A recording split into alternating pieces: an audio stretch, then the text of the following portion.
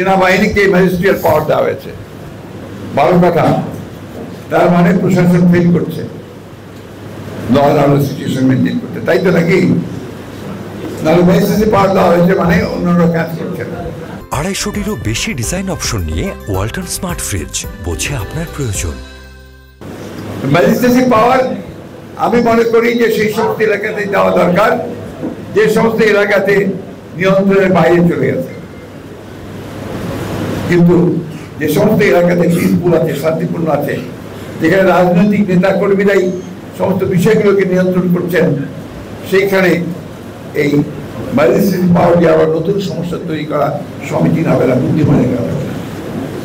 আমি তাই অন্তর্বর্তীকালীন সরকারকে অনুরোধ করবো তারা বিষয়টি পুনর্বিবেচনা করবেন এবং কখনোই এমন কোনো ব্যবস্থা নেবেন না যেটা সামগ্রিকভাবে তাদের জন্য বুমেরাং হবে, দেশের মানুষের জন্য একটা বুমেরাং হয়ে যাবে। আমি কথাটা খুব স্পষ্ট করে বলছি, কারণ এটা আমার দায়িত্ব হওয়া।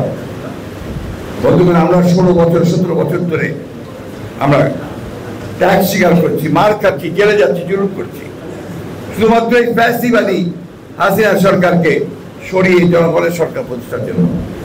আমরা সবাই অত্যন্ত আশাবাদী হয়ে উঠেছি যে নতুন অন্তর্বর্তীকালীন সরকার তারা জঞ্জালকে দূর করে তারা দেশে এমন একটা পরিবেশ সৃষ্টি করবেন যে পরিবেশে সুস্থ উপায়ে সকলের অংশগ্রহণের মধ্য দিয়ে একটা গ্রহণযোগ্য নির্বাচন হবে। সেই নির্বাচনের মধ্য দিয়ে জনগণের একটা পার্লামেন্ট তৈরি হবে। সংস্কার আমরাও চাই। আমরা 31 দফা সংস্কার প্রস্তাব দিয়েছি 2 বছর আগে। আমরা বারবার বলেছি যে বিষয়গুলোকে ভালোভাবে দেখা উচিত হবে, কিন্তু এটা তো আমরা সরকারে না গেলে আমরা ম্যান্ডেট নিয়ে করতে পারবো না। তাই আজকে আমি অনুরোধ করব আপনাদের মাধ্যমে সরকারকে এই আহ্বান জানাতে চাই, সব দিক চিন্তা ভাবনা করে সামনে যেন সত্যিকার অর্থেই একটা গণতান্ত্রিক রাষ্ট্র আমরা দেখতে পাই, গণতান্ত্রিকভাবে নির্বাচিত সরকার দেখতে পাই, পার্লামেন্ট দেখতে পাই, মানুষের উপরে অন্যায় অত্যাচার না হয়, আমার শিশুদের উপরে গুলি করে যেন তাদেরকে হত্যা করে না হয়। শুধুমাত্র ক্ষমতায় থাকার জন্য সেই বিষয়গুলো নিশ্চিত করার জন্য যার যার সঙ্গে কথা বলা দরকার, ব্যবস্থা দরকার, তারা সেই ব্যবস্থাগুলো নেবে। আমি জানি আমার কথাগুলো অনেকে মনোনীত না হতে পারে, কিন্তু সত্য উচ্চারণ করা আমার দায়িত্ব। সেইভাবেই আজকে আমি উচ্চারণ করছি, বলছি যে আপনারা সেই কাজগুলো করেন যে কাজগুলো জেনে সত্যিকার অর্থে একটা সুন্দর ভবিষ্যৎ, একটা সংঘাতহীন ভবিষ্যৎ, সন্ত্রাসমুক্ত ভবিষ্যৎ এবং মানুষের অধিকারযুক্ত ভবিষ্যৎ আমরা ফিরে পেতে পারি। এবং আমরা বিশ্বাস করি রাজনৈতিক অবস্থায় ফিরে আসা, রাজনীতিবিদদেরকে রাজনৈতিক কাজ করতে দেওয়া, এটাই হবে সেই একমাত্র সমস্যার সমাধান। এই অনুষ্ঠানটা আমার জন্য অত্যন্ত হৃদয় বিদারক, অনেকান্ত। আমি যখন ওই বাচ্চা ছেলেটাকে পাশে নিয়ে দাঁড়ালাম, সে বললো যে তার চোখটা নষ্ট হয়েছে। আমি যখন তার দিকে তাকালাম, ক্লাস 5-এ পড়ে না। এই ছেলেটা এই আন্দোলনে, ফ্যাসিবাদ বিরোধী আন্দোলনে, বৈষম্য বিরোধী আন্দোলনে যোগ দেওয়ার কারণে তার চোখটা গেছে। এখানে যে বাবা এসেছিল কিছুক্ষণ আগে, মামুনের বাবা, তারা জানেন না যে তার ছেলে কি কারণে শহীদ হয়ে গেল। আমি তাদের বাসায় গিয়েছিলাম গতবার। দাঁড়ানো যায় না তাদের পরিবারের সামনে, বাবা মার সামনে। এখানে অনেকে আছেন যাদের চোখ নষ্ট হয়েছে, যাদের পা কেটে ফেলতে হয়েছে। এই স্বাধীন দেশে আমাদেরকে এই বিষয়গুলো দেখতে হয়েছে। আমরা 71 সালে যুদ্ধ করেছিলাম বিদেশিদের সঙ্গে, পাকিস্তানের সঙ্গে। আজকে 24 সালে আমাদেরকে যুদ্ধ করতে হলো আমাদের এই দেশের একটা রাজনৈতিক দলের লোকজনদের সঙ্গে। আমাদের যারা সেবা করে, আমাদের প্রশাসনিক কর্মকর্তা, পুলিশ কর্মকর্তা, পুলিশ, তাদের মাধ্যমে আমাদের হাত দিয়ে নয়।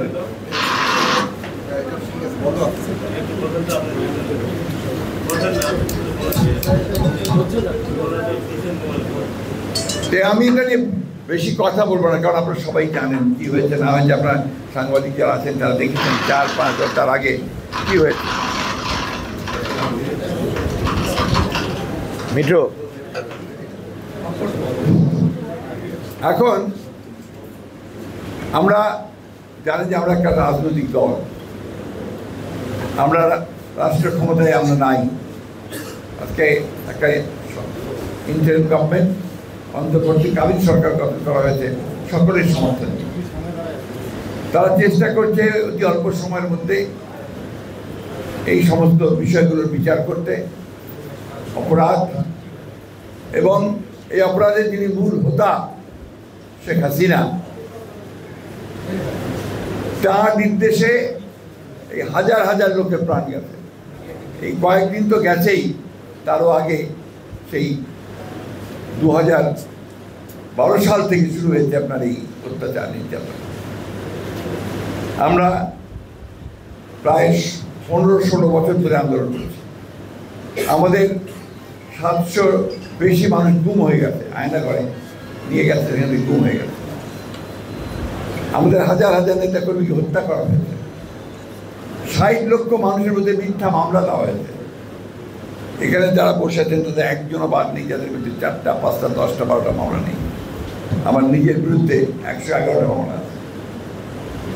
আমি 11 বার জেলে গেছি, এটা বাস্তব।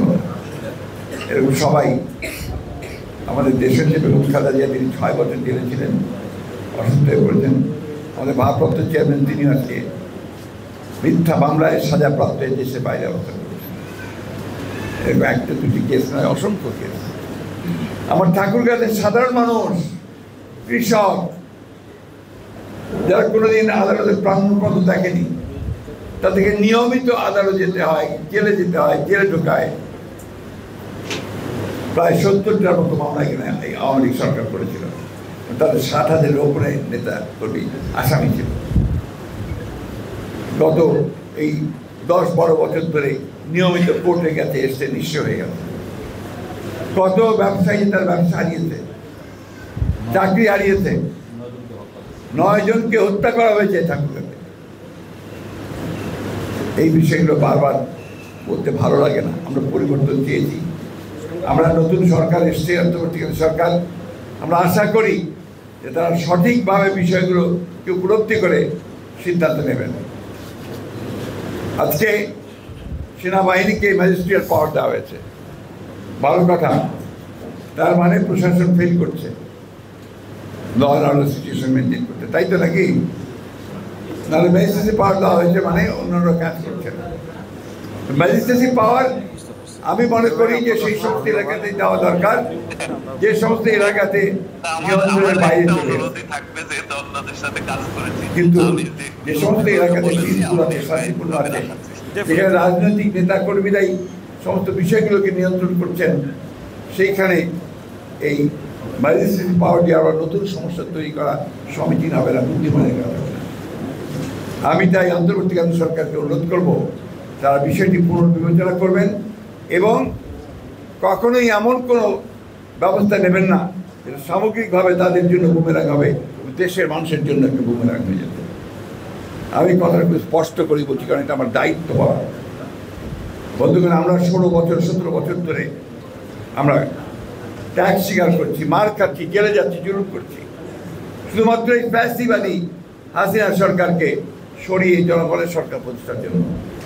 আমরা সবাই অত্যন্ত আশাবাদী হয়ে উঠেছি যে নতুন অন্তর্বর্তীকালীন সরকার তারা জঞ্জালকে দূর করে তারা দেশে এমন একটা পরিবেশ সৃষ্টি করবেন যে পরিবেশে সুস্থ উপায়ে সকলের অংশগ্রহণের মধ্য দিয়ে একটা গ্রহণযোগ্য নির্বাচন হবে।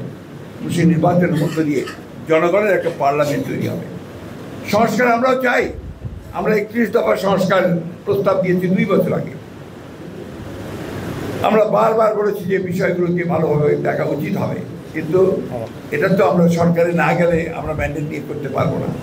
তাই আজকে আমি অনুরোধ করব আপনাদের মাধ্যমে সরকারকে এই আহ্বান জানাতে চাই, সব দিক চিন্তা ভাবনা করে সামনে যেন সত্যিকার অর্থেই একটা গণতান্ত্রিক রাষ্ট্র আমরা দেখতে পাই, গণতান্ত্রিকভাবে নির্বাচিত সরকার দেখতে পাই, পার্লামেন্ট দেখতে পাই, মানুষের উপরে অন্যায় অত্যাচার না হয়, আমার শিশুদের উপরে এভাবে গুলি করে যেন তাদেরকে হত্যা করে না হয়।